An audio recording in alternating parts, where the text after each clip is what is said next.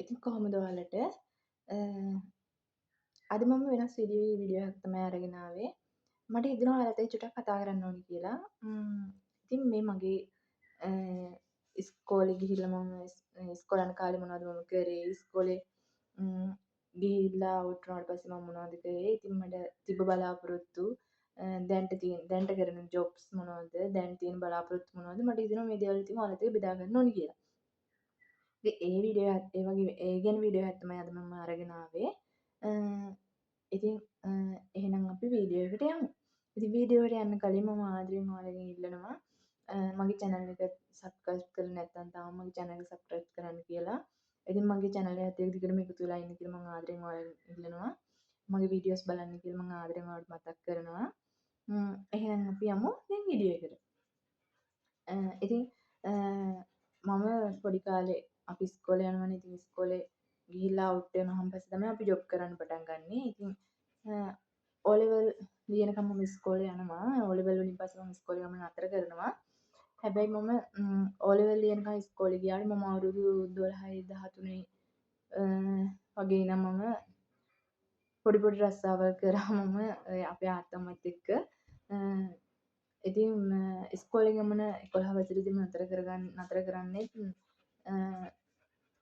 මගේ තාත්තා පොඩි කාලෙම අපි පොඩි කාලෙම වෙඩි වැදිලා කකුල කොට වෙනවා. ඉතින් එයාට හරියට රස්සාවක් නැති නිසා අම්මා රැකියාවක් කරලා තමයි පොඩි කාලේ අපි බලාගත්තේ. තාත්තත් ඉතින් සනීප වුණාට පස්සේ පොඩි පොඩි ওই වැඩ කරා. ඉතින් ඒ නිසා තමයි ඉස්කෝලේ ගමන නතර කරේ. ඒ නිසා තමයි ඉතින් පොඩි කාලේ ඉඳන්ම ඔය අත්තම්මත් එක්ක එකතු වෙලා එක එක දේවල් කරලා කීයක් හරි හොයාගන්න හැදුවේ. ඉතින් මම පොඩි කාලේ ඉඳන් ওই කඩවල වලට කෑම හදලා දැම්මා. ඉතින් ආත්තම්ම දළු කඩන්න යනකොට අම්මගේ අම්මා ආත්තම්ම කියන්නේ දළු කඩන්න යනකොට එයත් එක්ක යනවා දළු කඩන්න. ඉස්කෝලේ ගිහින් ඇරිලා ඉස්කෝලේ ඇරිලා ඇවිල්ලා. ඉතින් එහෙම ගියාම සතියකට රුපියල් 50ක් වගේ මට හම්බ වෙනවා. ඒ කාලේ රුපියල් 50 කියන්නේ හරි ලොකු ගාණක්. ඉතින් එයාට තමයි දළු කඩලා දෙන්නේ. නැත්තම් මේ අර එයාලා කඩනවා වගේ අත්තන් වලට දළු කඩන්නේ නැහැ. ඉතින් අර එයාලට ඒ දවස්වල වැඩි දළු වගේ එහෙම කැඩුවම මම හිතන්නේ සල්ලි හම්බ වෙනවා. ඉතින් මම එයාට තමයි ගිහිල්ලා කඩලා දෙන්නේ. ඉතින් ගෙදර කවුරුත් නැති නිසා මම නංගිලා දෙන්නවත් එක්කගෙන තමයි යන්නේ. ඉතින් ඒ යනකොට ආත්තම්මා එයා කන කෑමකින් භාගයක් එහෙම ඉතුරු කරලා තියෙනවා හැමදාම. එයාලට තේ දෙනවනේ. ඒ දේවල් වලින් භාගයක් හැමදාම ඉතුරු කරලා තියෙනවා. මොකද එයා දන්නවනේ අනිවාර්යෙන් අපි එනවා කියලා. ඉතින් ඒ නිසා ඒක කන්නත් බලාගෙනත් එක තමයි අනිවාර්යයෙන්ම අපි යන්නේ. ඉතින් අපි තුන්දෙනාම යනවා. ගිහිල්ලා යාට ඉතින් දළු කඩලා දීලා ඉතින් අර සතියට හම්බෙන ගාණ ඒක ලොකු ගාණක්. ඉතින් ඒකෙන් අපි ඉස්කෝලේ යන දේවල් ගන්නවා. ඉතින් ඒ සල්ලි වලින් ඔය ඉස්කෝලේට අවශ්‍ය කරන ඒ පොඩි පොඩි දේවල් එහෙම ඉතින් ගන්නවා. අර ඉතින් ඒකත් ලොකු දෙයක් කියලා හිතනවා. ඉතින් මේ දවස්වල මේ අම්මට තාත්තට උනත් ඒතකොට ඒක ලොකු බරක් නැහැනේ. ඉතින් අපේ ඒ දවස්වල රුපියල් 50ක් කියන්නේ මම හිතන්නේ ගොඩක් දේවල් කරගන්න පුළුවන් රුපියල් 50කින්. ඉතින් ඒ ඉන්න ගමන් ඊට පස්සේ තාත්තා ඊ අම්මයි දෙන්න මාව එක්කගෙන යනවා තාත්තගේ අක්කයි ගෙදර. ඊට පස්සේ ඉතින් මම එහෙ තමයි නතර වෙලා ඉස්කෝලේ යනවා ටික කාලයක්. මට එහෙ ඉන්න බෑ කියලා හිතුණා ඊට පස්සේ. ඊට පස්සේ මම තාත්තගේ අම්මා ගාවට යනවා. ඉතින් මම එතන ඉඳන් තමයි ඊට පස්සේ ඉස්කෝලේ යන්නේ. එයා ගාව තමයි ලොකු වෙනකම් ඊට පස්සේ ඉන්නේ. ඉතින් එයා ගාව ඉන්න ගමන් එයා කෑම හදන ඒවා ඒ හැමදේම මට කියලා දුන්නා. මේ ඉගෙන ගන්න කියලා එයා කරන දේවල් බලන් ඉන්න කියලා. ඉතින් මම ඒ දේවල් ඉගෙන ගත්තා එයාගෙන් කෑම හදන ඒවා එහෙම. ඉතින් ඒ ඉන්න ගමන් ඊට පස්සේ මම ඔය පොඩි පොඩි දේවල් කරලා ඉතින් කී හරි මම හොයා ගන්නවා. ඉතින් එක එක දේවල් කරලා ඉතින් එයා දළු කඩලා දුන්නම ගිහිල්ලා මේ ඔය දළු කඩේට දීලා ඉවරලා ඒ සල්ලි අරගෙන එනවා. ඉතින් ඒ වගේ දේවල් තමයි ඉතින් කරන්නේ ඒ දවස්වල. ඉතින් ඔහොම ඉන්න ගමන් කී හරි එකතු කරගන්නවා. ඉතින් ඒ දේවල් වලින් තමයි ඉස්කෝලේ යනකොට බස් එකේ යන්න එහෙම සල්ලි අරගන්නේ. සීසන් එකට යන්න බැරි දවසට ඒ සල්ලි වලින් තමයි ඉස්කෝලේ යන්නේ. ඉතින් ඔය ඊට පස්සේ ඔය එක එක ඉතින් පොඩි පොඩි ඔය කරන්න පුළුවන් වැඩ කරලා ඉතින් කී හරි හොයා ගන්නවා. ඉතින් වයස අඩු හින්දා ජොබ් කරන්න බැහැනේ. ඉතින් ඊට පස්සේ කොහොම හරි O level වෙනකන් ඉස්කෝලේ යනවා. O level වලින් පස්සේ ඉස්කෝලේ ගමන නතර කරනවා. ඊට පස්සේ A level කරන්න ආසාවක් තිබ්බත් ආර්ථිකය ශක්තිමත් නැති නිසා ඉතින් මම ඉස්කෝලේ ගමන නතර කරනවා. මම හිතුවා ඉතින් මම ජොබ් එකක් කරලා මම පන්ති ෆීස් හොයාගෙන ඒ දේවල් කරනවා කියලා. මම ඒ වුණාට මට ඒක කරගන්න හම්බුනේ නැහැ. ඕ ලෙවල් කරන්නවත් එකම පන්තියකටවත් මම ගිහිල්ලා නැහැ. පාඩම් කරනවා කියලාත් මම එහෙම ලොකුවට පාඩම් කරේත් නැහැ ඉතින්. හැබැයි ගොඩ දාගත්තා කොහොම හරි. අ ඉතින් මට ඊට පස්සේ ඕන වුණේ කොහොම හරි ජොබ් එකක් කරලා අම්මට තාත්තට සල්ලි දෙන්න ඒ දේවල් තමයි ඕන වුණේ. ඊට පස්සේ ඉතින් මම ඉස්කෝලෙන් අවුට් වෙලා මට හිතුනේ ආමි එකට යන්න බලාපොරොත්තුව තිබ්බේ.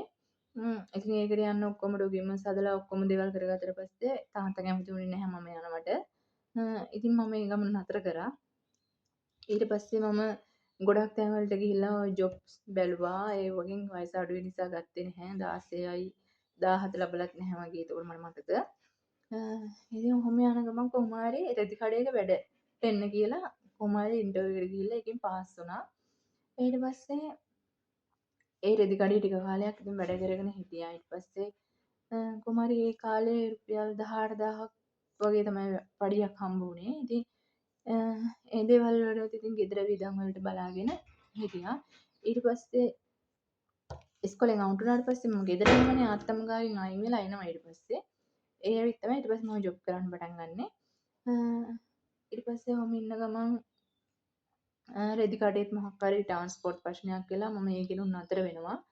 ඊට පස්සේ ඉතින් ඔය අම්මලා කරන ජොබ් ඔය අම්මා කරන ඒකට මොනවට හරි එයාලා කොන්ට්‍රැක්ට් කරගෙන නෙලන්න අරමුණට යනවනේ ඉතින්.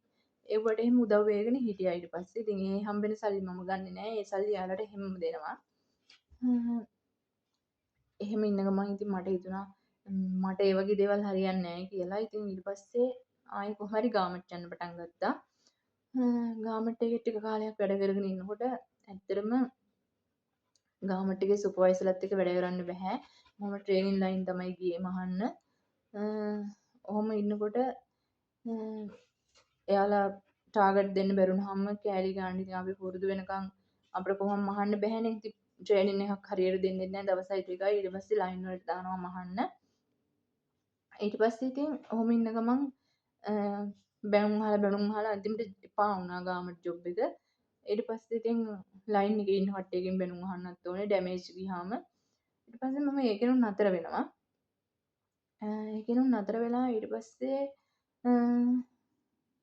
මම ඊට පස්සෙත් ඔය මොනවා හරි පොඩි ජොබ් වගේක් කරා මට මතක නැහැ හරියටම. ඔහොම ඉන්න ගමන් ඊට පස්සේ අපේ ගමට එනවා මේ මංචියකේ CBL එකේ රනාලේ මේ ඉන්ටර්වයුව එකක් කරන්න කට්ටිය එනවා. එලවන්ස් එකක් යනවා. ඊට පස්සේ මේ මම ඕකට යනවා කොහොම හරි. මම ගිහිල්ලා ඕකට මේ ඉන්ටර්විව් එක පාස් වෙනවා. හැබැයි පාස් වෙලා මට එදා ඒගොල්ලෝ කට්ටිය එක්කගෙන එන දවසේ මට එන්න බැරි වුණා. මම කොහේ හරි මොකක් හරි වැඩක් ඉදලා මට එදා එන්න බැරි වුණා. ඊට පස්සේ කොහොම හරි දවස් දෙකකට පස්සේ මම තව මගේ යාළුවෝ දෙන්නෙකුත් එක්ක මම එනවා. ඊට පස්සේ මම එයාලට කෝල් කරලා ආවට පස්සේ එයාලා කියනවා බියගමට එන්න කියලා. ඉතින් මම බියගමට ආවට පස්සේ බියගම මේ මෑන්පවර් එකක් තමයි ඒකේ. ඊට පස්සේ ඒකෙන් ඉන්ටර්වයුව කරලා ඉවරලා ඔක්කොම කරලා ඊට පස්සේ අපිව එකගෙන යනවා එයාලගේ වාහනකින්.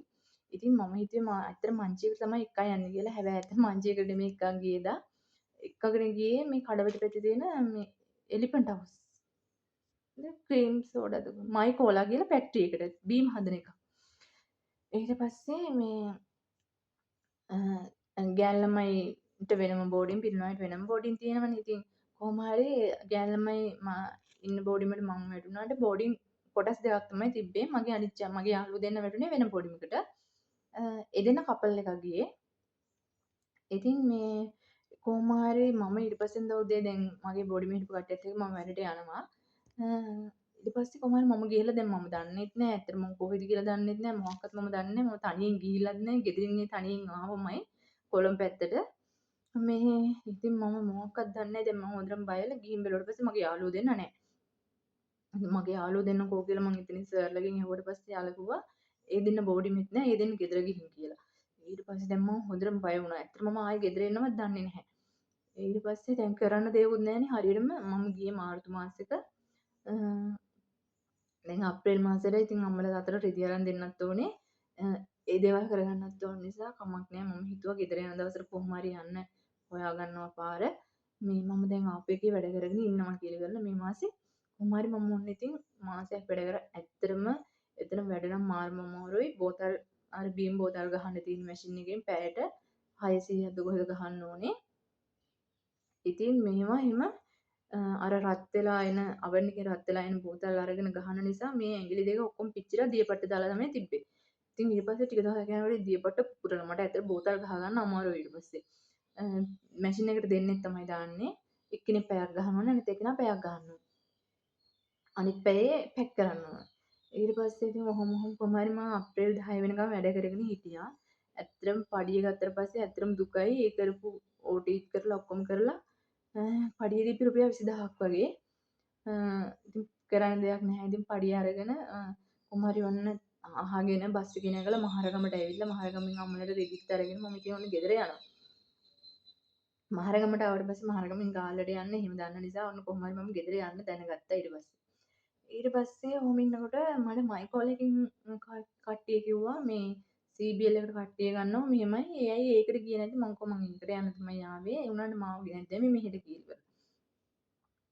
ඊට පස්සේ ඔහොම කොහොම හරි මේ මාසේ ඇවිල්ලා මම ආයි මැයි මාසේ CBL එකේ වැඩට එන්න හදනකොට අම්මලා කැමති වුණේ නැහැ එනවට. ඊට පස්සේ ජුනි මාසේ වගේ මම ආයි ඊට පස්සේ කොළඹෙන්න ආවා.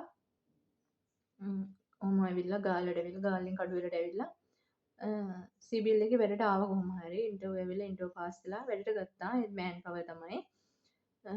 ඊට පස්සේ ඒකේ නම් මම වැඩ කරගෙන හිටියා. අවුරුදු 6ක් වැඩ කරා. එහෙම මෑන් පවර් ඉඳලා ඊට පස්සේ මම කම්පැනි වුණා. කම්පැනි වුණාට පස්සේ පැය 8 වැඩ වැඩෙන්නේ පඩිත් අඩුයි ඊට පස්සේ.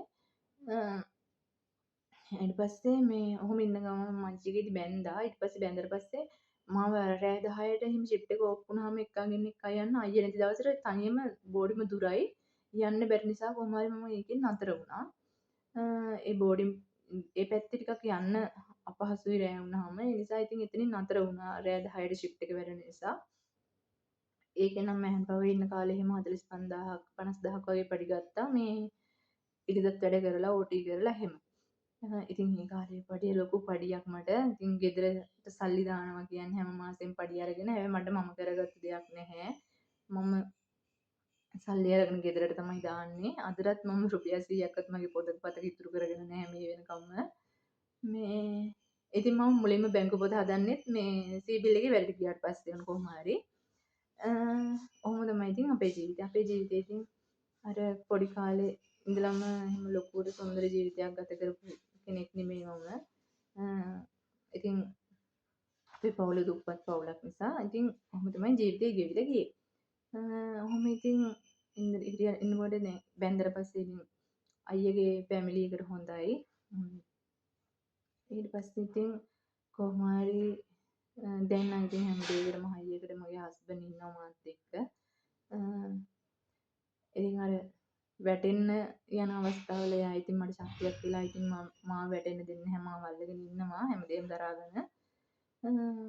ඔහොම තමයි ඉතින් අපේ ජීවිතේ. ඉතින් දැනටත් මම ඔන්ලයින් ජොබ් කරනවා. ඔය ටයිපින් වැඩ අරව මෙව්වා ඒ වගේ වැඩ කරනවා. ඉතින් මම CBL එකෙන් ආයෙ වුණාට පස්සේ ගෙදර හිටියේ නැහැ.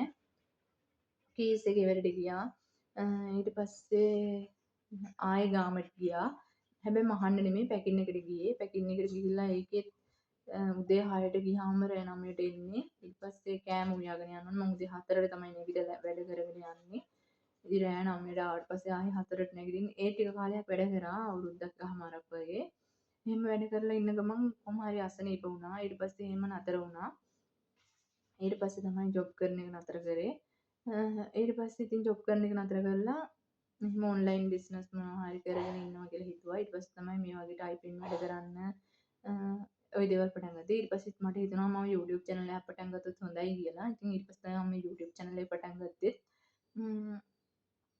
දැන්ටත් ඉතින් සාමාන්‍යයෙන් ඉතින් ගාණක් හොයා ගන්නවා. ඉතින් ඔය පොඩි පොඩි වැඩ කරලා ඉතින් ඔහොම තමයි ජීවිතේ. දැන් ඉස්සරහට ඉතින් බලාපොරොත්තු නැතුව නෙමෙයි. ඉතින් හස්බන්ඩ් එක රට යන බලාපොරොත්තුවක් තිබ්බා. ඉතින් මේක හරි ගියේ නැහැ. ඉතින් තාමත් ඒ බලාපොරොත්තු තියෙනවා. ඉතින් අපි ඇත්තටම අපි නැගිටිනකොට අපේ මිනිස්සු ලංකාවේ මිනිස්සු ගොඩක් අය කැමති නැහැ කෙනෙක් දියුණු වෙනවට, තව කෙනෙක් එයාලට වඩා හොඳ තැනකට යනවට කකුලෙන් අදින්නමයි බලන්නේ. ඉතින් අපේ ගමෙත් එහෙමයි. අපි හොඳ රස්සාවක් කරලා එහෙම ජීවත් වෙනකොට අපේ ගමේ මිනිස්සුත් ඉස්සර කැමති වුන්නේ නැහැ. දැන් නම් ඉතින් එහෙම නැහැ. ඉතින් මගේ ජීවිතේ ගැට ගහගන්න මම ලොකු කට්ටක් කාපු කෙනෙක්. අද මේ තැනට එන්න මම මාළු කට්ටක් කාලා තියෙනවා. ජීවිතේ පුළුවන් උපරිම දුක් විඳලා තමයි අද මේ තැනට ඇවිත් තියෙන්නේ.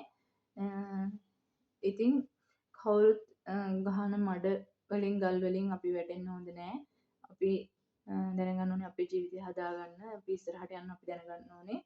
ඉතින් මම මේ වීඩියෝ එක කරන්නේ කාටවත් උපදෙස් දීමකටවත් එහෙම දෙයකට නෙමෙයි, මොටිවේෂන් කිරීමක්වත් නෙමෙයි.